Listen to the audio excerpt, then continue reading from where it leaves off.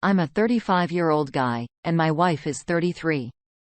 We've been together for 15 years, married for 12, and we were high school sweethearts. We have 3 amazing and healthy kids. My wife grew up in a very strict Christian household, where closeness was considered taboo and something you saved for marriage. So our wedding night was the first time she ever had closeness.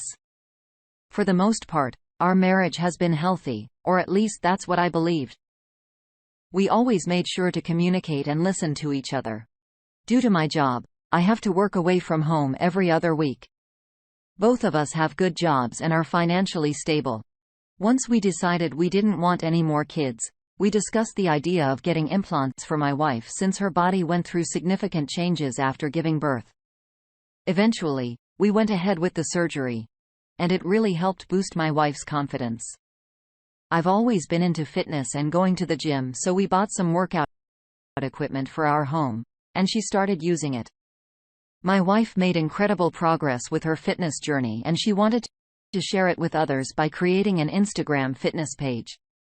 She discussed this idea with me, and I expressed my concerns about the potential negative attention it could attract. However, in the end, I decided to support her new hobby. One day, when I came home from work, which happened to be on International Women's Day, my wife was crying and told me she needed to show me something.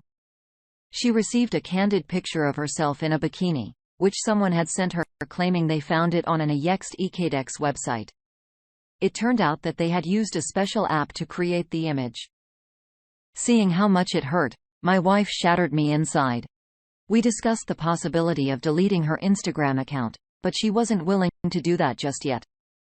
In the following months, my wife's Instagram posts shifted from being helpful and documenting her fitness journey to focusing more on showcasing her body with revealing clothing. In August 2021, I had my own health concerns as I experienced pain in my left testicle that persisted for 2 months. I visited the doctor multiple times and underwent an ultrasound, which thankfully ruled out cancer. It was a huge relief for me, however. During this time, I noticed my wife becoming emotionally distant, and I was trying to understand the reason behind it. By October, I was still struggling with a significant decrease in my desire of closeness and overall motivation in life. Concerned about this, I got tested for low testosterone, and the results came back well below the average range for low. Test before considering hormone replacement therapy. In November, the results of the second test showed my testosterone levels at the lower end of the normal range, which meant they couldn't proceed with treatment. They assured me that I was fine, but suggested antidepressants as an alternative, which I declined. That week, I undergo another blood test at a hormone replacement clinic and schedule a consultation for early January. In early December 2021, my wife experiences the loss of her uncle and grandmother within a span of 7 days. It's a significant and heartbreaking loss for our family. I decide to come home early from work and take additional time off to support my wife, because she is struggling immensely. It's really tough for me to go back to work after those 2 weeks knowing that my wife is still grieving such a profound loss. January 2022 arrives, and I receive approval for my hormone replacement therapy. I take my first shot of testosterone on January 13th. Just 2 weeks later, I already feel a remarkable difference. We go on a 2-week trip to Mexico, and I'm enjoying every moment with our children. My wife expresses how amazed she is by the changes she's seen in me within a mere 3 weeks. She tells me I'm a fantastic dad and husband, rating me 10/10. A few weeks later, while at work, I stumble upon articles about emotionally distant spouses and midlife crises. I send her those links, and she agrees that they resonate with her, although she's not entirely sure why. Then I come across an article listing the top 25 signs that your wife is having an affair. As I read through it, I'm shocked to discover that, in my opinion, my wife exhibits 22 out of the 25 signs. I decide that I need to confront her about this, but I'll wait until I'm home to do so. March 10, the day everything changed. We went on a date night and, honestly, it was a great time. I sat her down and explained that I wanted to talk for 15 minutes without interruption, and she could respond afterward. I read her the list of the top 25 signs and she seemed surprised, saying she couldn't believe I thought some of those applied to her. I reassured her that this was a safe space for her to open up and let out anything that had been bothering her. I initially suspected it might have been a drunken one-night stand from the summer. Tears started flowing, and there was a long silence before she finally confessed that she had been having an online affair through Instagram from September to December. But she admitted to sharing explicit content with another man who lives overseas. I couldn't believe what I was hearing, but at that moment, I thought we could work through it fairly quickly and move on. I then asked if there was anything else she needed to tell me, urging her to be completely honest. She responded by saying that this revelation was going to devastate us and broke down, crying even harder. Several minutes passed without her saying a word, and I braced myself for the worst. Finally, she told me that she was having an affair with someone she met on Instagram, and it started just a week after her grandmother's funeral. Right around the time I had taken extra time off work to be with her.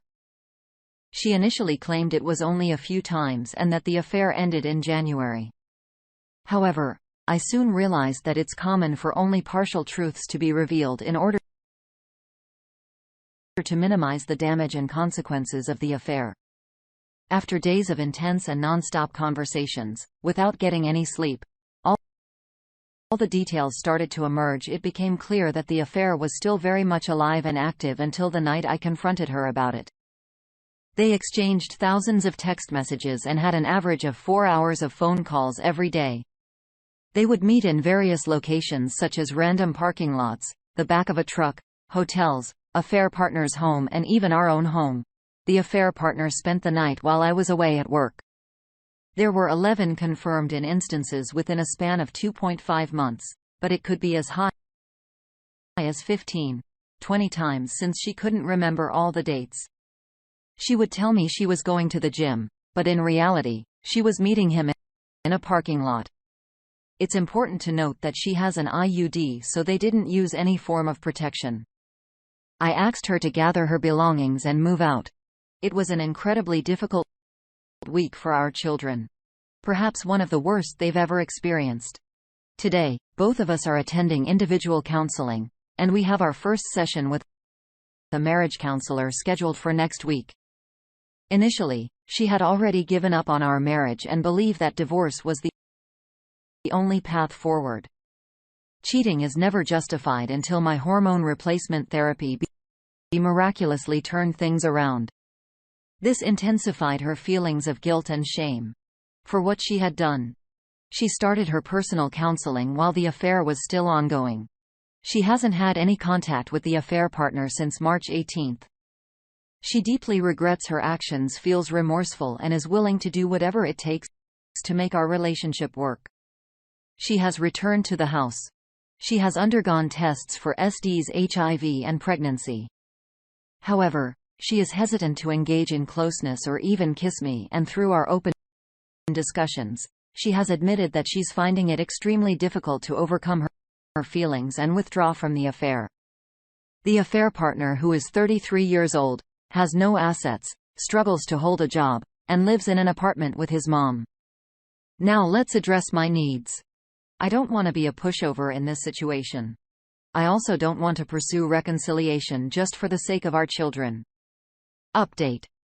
A lot has happened since my last post in mid-March. Looking back, I wish I had taken the advice of those who reached out and genuinely cared. The most difficult part is coming to terms with the fact that everything is lost. And unfortunately, I had to learn it the hard way due to my own actions. We attempted to reconcile for mid-March when I let her back into the house until the end of April. There were so many warning signs. Like her giving compliments to other men at the gym in front of me and withholding affection, among other things. At the end of April, she intentionally pushed me away, saying that this is too difficult and that she needs time to figure herself out. I agreed that we needed healthy time apart where neither of us would see anyone else. In the beginning of May, she ended up renting an Airbnb. She was hesitant to give me the address, but eventually did. One morning, as I drove by, I noticed her affair partner's truck parked a block away.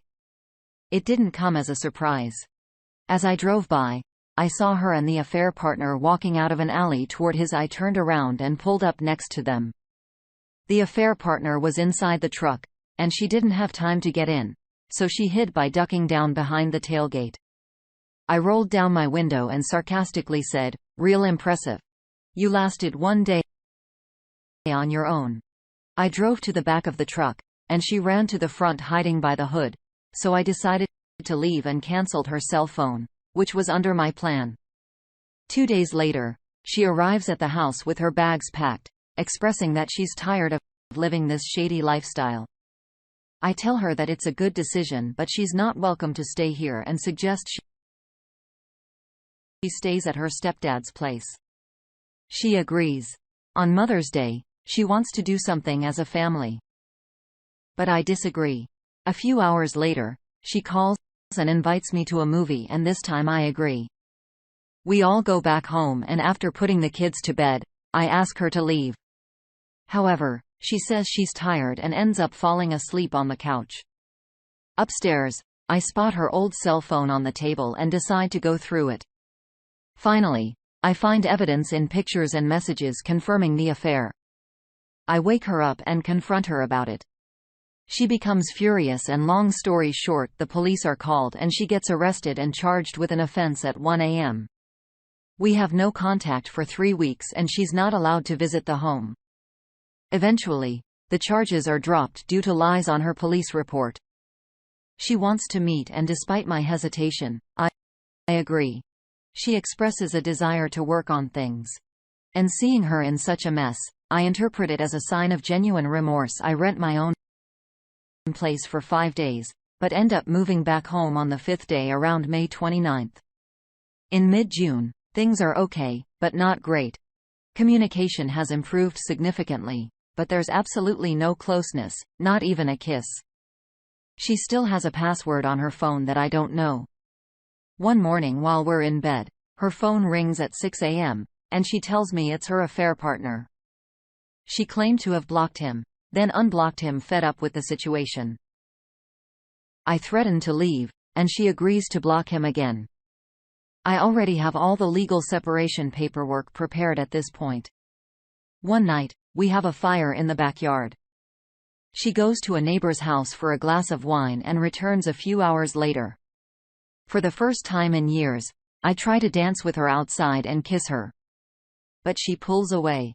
I'm confused and frustrated. I try to get close to her later that night, but it goes so poorly that I end up sleeping downstairs. The next day, she forgets her phone and I slide down the screen but can't unlock it. However, I see an email notification from her AP. It feels like another betrayal. I confront her and she lied, saying she didn't message him and that he must have somehow obtained her email. I go downstairs, open her email, and read the entire conversation that has been happening behind my back for days. I show it to her and she breaks down. I tell her that I'm filing for divorce the next day and then I leave. She keeps calling me repeatedly 15 times in the next hour, but I choose not to answer. She also sends me texts, begging me to come home because she's having a breakdown. After several hours, I finally return home. While I'm there, she calls her affair partner, AP, and tells him that it's over between them. The AP then has the audacity to ask for my blessing to pursue a relationship with her if things don't work out between us. I can't help but laugh at the absurdity of it, and she hangs up the phone. From mid-June to July, she starts making some changes and becomes more positive, reassuring me that she's committed to our relationship for the long term. She mentions that it might take years to reach the place we envision. In order to be with my family every night, I quit my job on the road and take up a new position. I start my new job on July 25, but she pushes me away once again. During a walk, she tells me that it's not working and doubts that we can achieve our goals. However, she never mentions wanting to separate or get a divorce. We had a wedding of our friends to attend that weekend, but due to my new work schedule, I couldn't make it. Despite this, she reaches out to her AP again and spends the next 3 days with him after the wedding. At this point, I decide to file the necessary paperwork. In August, she is served with the divorce papers, and I list our home for sale. Surprisingly, the house is sold within a month, and the possession date is included in the deal.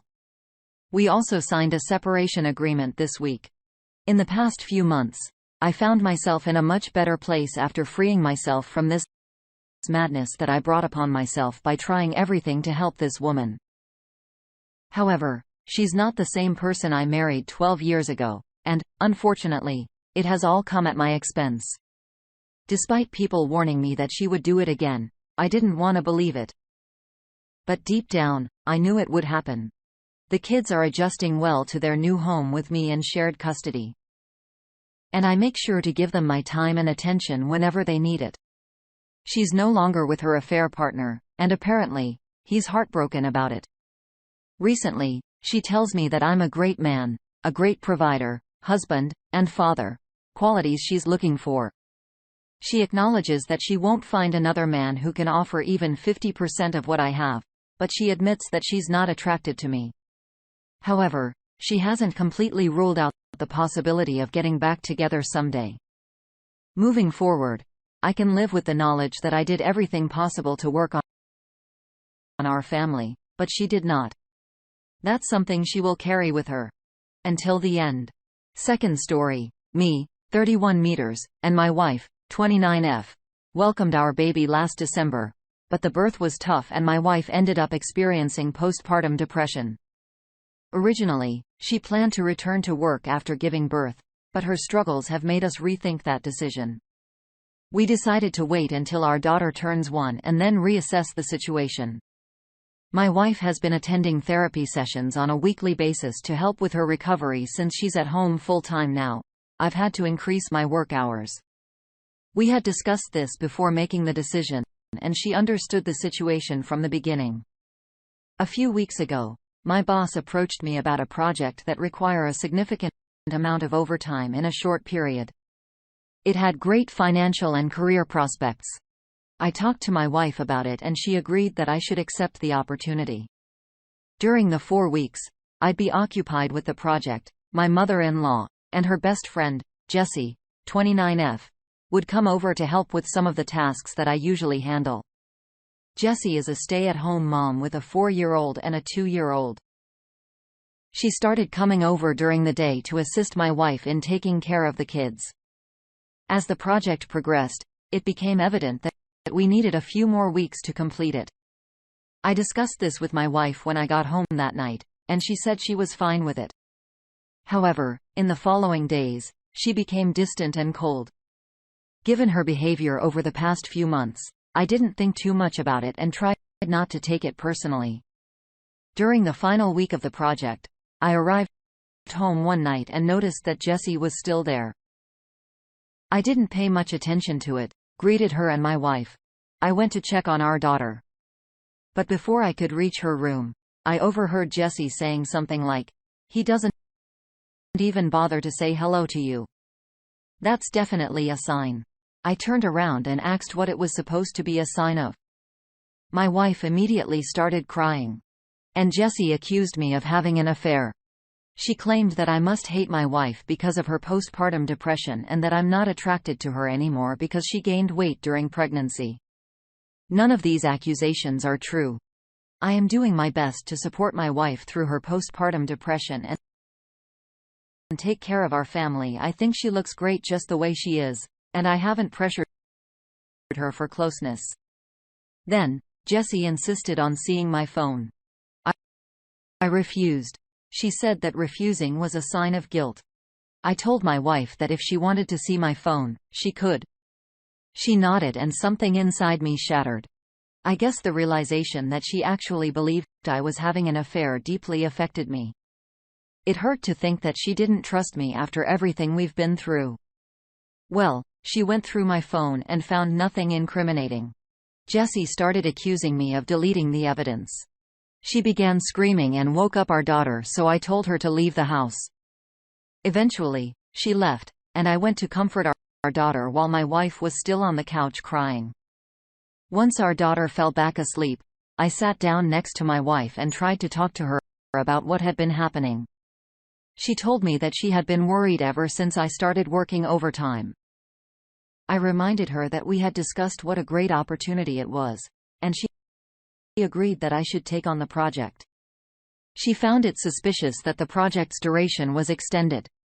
I explained that sometimes projects take longer than anticipated.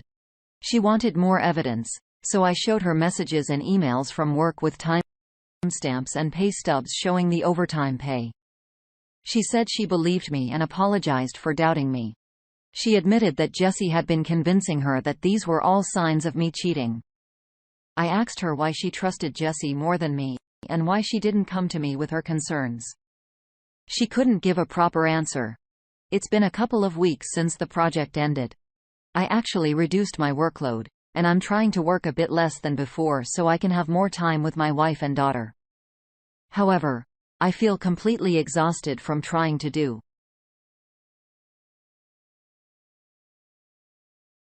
Trust me, I keep wondering what will happen the next time I have a project, or if I need to run errands one day, or if I have a business trip. Will I always come back to accusations of cheating? I've tried bringing up my concerns a couple of times, but my wife always says it's not the right time and that she's tired or feeling sad. I try to be considerate of her emotions, but I can help but wonder if that means I can never address my own feelings. I'm really unsure about what to do in this situation. Do you have any advice on how I can move forward? Update. That night, I talked to my wife and let her know that I was planning to find a therapist. I didn't bring up her accusations or anything like that. I simply explained that I was going through a tough time and needed professional help. Her response was indifferent. She just shrugged and told me to do whatever. The next day when I came home from work, I found our bedroom and my home office in complete disarray. Things were scattered everywhere, and important documents were thrown around. I couldn't find my wife, but our daughter was in her room crying. My wife had left her alone and her cell phone was turned off. I tried calling my in-laws and a few friends, but no one had seen her. I started getting worried and decided to reach out to my mom asking if she could babysit while I went out to search for my wife. Before my mom could get home, my wife returned with Jessie driving. Jessie didn't come inside the house because she hasn't been back since I kicked her out due to her being offended by my actions, but my wife did come in. It was clear that she was upset and had been crying. I asked her what had happened, initially thinking that maybe our house had been robbed, but then she started screaming at me, accusing me of being unfaithful and claiming that therapy was just a cover-up for me to meet my supposed mistress. I tried to calm her down and assure her that it wasn't true, but she came at me and ended up hitting me. My nose got broken. After realizing what she had done, she sat down on the couch and went into a kind of trance, just staring at the wall. I went into my daughter's room, locked the door, and called my mom to let her know what had happened. She was already on her way. I also called my mother-in-law and asked her to come over and take care of my wife. I packed a bag for my daughter, and when my mom arrived, we left. My wife didn't even look up. We dropped off my daughter with my dad and then went to urgent care to have my nose checked. I got blood all over my mom's new Subaru in the process. My daughter and I are currently staying with my parents, while my wife is staying with her own parents. I'm looking into obtaining a restraining order against Jessie, who has caused harm and poses a potential threat. My wife and I have decided to separate. I still love her, but I cannot live with someone who hurts me and could potentially harm our daughter. I'm not proceeding with a divorce at this point, hoping that my wife will seek the necessary treatment and that we can work things out. My in-laws mentioned the possibility of inpatient treatment at a local hospital. Nonetheless, I have made sure to document everything thoroughly in case a custody battle arises in the future. It breaks my heart because I know this isn't the person I married. It's an illness affecting her mind. However, I must prioritize the safety of both myself and our daughter and give my wife the space she needs to recover. I truly hope that this is the right decision. Edit. After reading your comments, I had a discussion with my parents, and we concluded that for the protection of my daughter, I need to file a police report. I'm on my way to the station now.